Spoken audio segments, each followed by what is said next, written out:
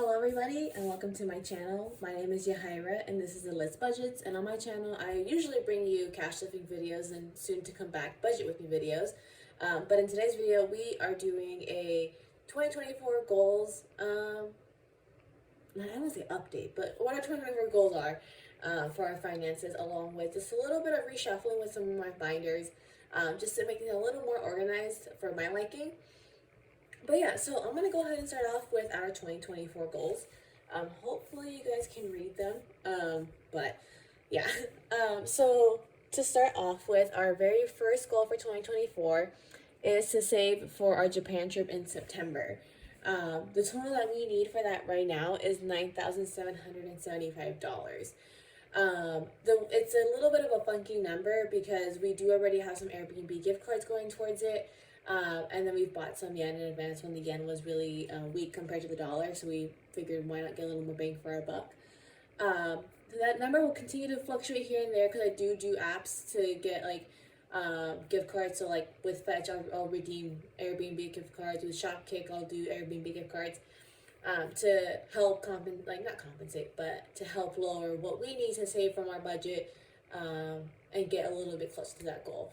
So it'll be a little bit of a stretch, but this is one of those things where I'm claiming it. We're gonna do it. We've been trying to do this trip since 2019. Our plan was to go in 2020, but then COVID happened, and then from there it was just Japan wasn't reopening, so we had liquidated all of our savings at the time for Japan to go elsewhere.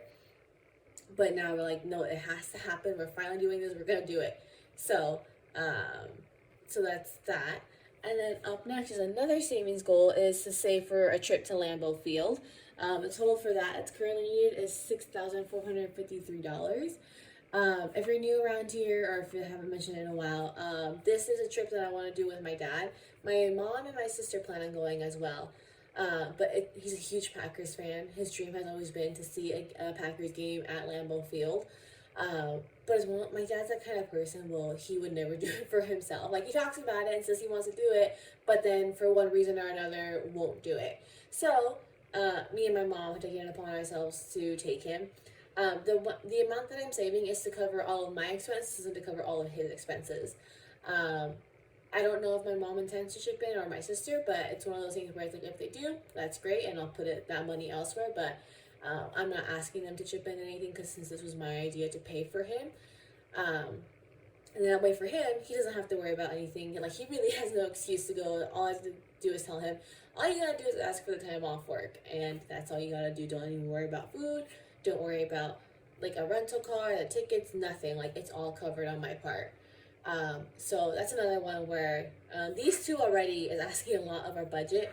But I'm doing what I can to bring a little extra money, and this one of these, again, if you believe in it, I believe in manifesting a little bit, but just claiming it's going to happen, because if it's not now, when will it be? So yeah, so there's that goal. And then our next goal is to get our EF to $5,000, and what we need for that is $2,724. So clearly the theme for next year is saving a lot, saving every penny that we can, finding every penny that we can. That EF with our current circumstances would cover almost 2 months of expenses. So it's a little low end, but it's one of those things where it's like just building her up slowly but surely sort of thing, and then last but not least is a bonus goal. So this goal we're not going to be actively working towards, but it's kind of like, if we happen to hit these goals like way ahead of schedule, or not even way ahead, but like ahead of schedule, this is what we're going to work on, and it's getting our debt down to a total of $32,000 total owed. I didn't put how much we need to reach that goal, primarily because if you haven't watched my previous videos, Nelnet is still being funky about how they're applying my payments. Like, in theory, the way it should be is it should clear out all the interest owed first and then go to principal, right? But what they've been doing is paying down like $30 in interest and then the rest goes to principal. So I don't know if it's going to get fixed or what's going to happen with that. But this, with some rough math, is about $1,000 more than we would pay from just our minimums. Because we think we're lucky too with our Durango, because the Durango is bigger than my student loan at this point. We currently owe just over $21,000 on it, but we have a 1.9 interest rate, so most of our payment goes to the principal. So especially if we're able to make any extra principal payments, those go even further because it's already interest is already not much of a big deal. So like I said, this is a goal where like if we hit these, then I'll be doing that. Maybe we can even get it down to 30,000. I had a goal of getting our total debt this year down to $40,000, and we weren't too far off with just minimums. It was about $41,000, but the whole leaving my job thing kind of threw a wrench into things. But at the end of the day, I'm more grateful that I didn't have to stay there and be miserable versus what I'm doing now. Like, I'm willing to accept not hitting that goal if it meant that. So I have a couple different ways to try to help this along. So like the one is, like I mentioned, the apps to get gift cards, so that way we don't have to so we have less out of our budget. Plus, like some of them, like with Receipt Hog, I do PayPal payout, and that again, even though it's cash, it will still mean it's less coming out of our budget, and just a little extra fun money. And then hopefully I need to make myself a list for like our gifts sinking fund, so that whenever we hit like the gifts goal, or like we hit a certain amount in our pups envelope, then I can either reduce or stop contributing to those things in order to redirect that one. So like, for example, if we hit what we need in gifts for the year for like everyone, plus a little bit of a buffer, because like, as you guys, if you've been around here, you saw in the last month or so I've had random gifts come up, so just have a little bit of buffer. But like if we hit that goal, then I can go ahead and take the money that goes to that and put it towards these goals instead. And then like if pups gets to a certain amount, I'd probably reduce, because like I put like an extra $60 to that every month right now. So like if we get it to like probably like $500-600, I take away that $60 and put it towards one of these goals instead, and just continue to let their weekly contributions to continue growing that. Because if any fellow pet owners out there, we all know that you can never have enough money in the bank for our dog or for our pets, because something at some point is going to happen, knock on wood, but it's just a fact of life. Because even if they're healthy now, when they get old, it's going to be trips to the vet. But yeah, so we don't have anything in terms of like the amount of goals. It's nothing too crazy. It's just the total that we need. Because like just doing some rough math, we need, I think, about $17,000 for savings, and right now we save about $1,300. So it's also part of the reason why this last month or two, I think it's the last month or mainly, we started getting ahead on our sinking funds for next year, because then once those are all filled up for the year, we can then focus on these. So like same idea with the envelopes, where the sooner we get other things done, the sooner we can direct that money towards this. And then plus I'll probably be doing a little bit of extra work for my in-laws for at least a couple months, so that'll be some more income coming in as well to help us with these goals. So yeah, that's for those goals. And then I'm just gonna do a little bit of tweaking with my binders, because I was thinking about them, and look, it means bringing in a fifth binder into the mix. But I was thinking about my sinking funds and like the ongoing ones versus like the ones that we can fill. So I'm thinking what I'll do is, okay, so this binder over here is one I set up like when I first started my channel, with like a bunch of different goals that we had, and it still have rather. But I'm gonna go ahead. We're gonna rearrange some stuff. So on this one, we're gonna do a lot of taking out. So we'll leave house in here. House, EF, and furniture can be put to the side for now. Same thing with Christmas decor. I'm gonna move Japan flights over there, and I'll leave all the Japan ones. I think I'll leave all these guys over here because they're either going to be coming up eventually, or yeah, that's mainly it. They're going to be coming up eventually. So let me see if I can get these all on to the hooks without having to do them like in little batches. Nope, that was a fail. All right, we tried.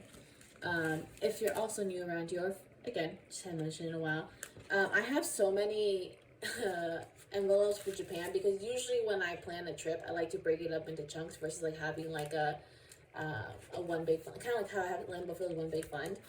And I mainly have it that way because I already have so many envelopes that I want to do more. But what I usually do is I will break it up into what we need. So like we have our flights one, we have one for the dogs for their boarding because it'll be so much money. For our spending money, our train money, like for all the trains we have to take to get around to the different cities, and then our Airbnb. Because for me, separating it out this way is a lot easier for me to just see like, okay, like we have this, and this covered. Plus, it helps me avoid any potential overspending. Because that's always a worry for me that like I'm gonna spend too much in the Airbnb, and so then now we have less for spending or what have you or whatever. So I like to do it that way.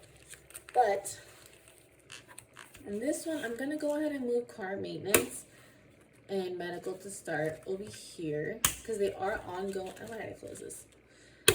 They are ongoing ones, so like they're never gonna reach an end. Like it'd probably be like we have to have like in medical have like $2,000 for us to be like, okay, that's enough for that. And then for car, like probably have like $5,000 before we say, okay, that's enough.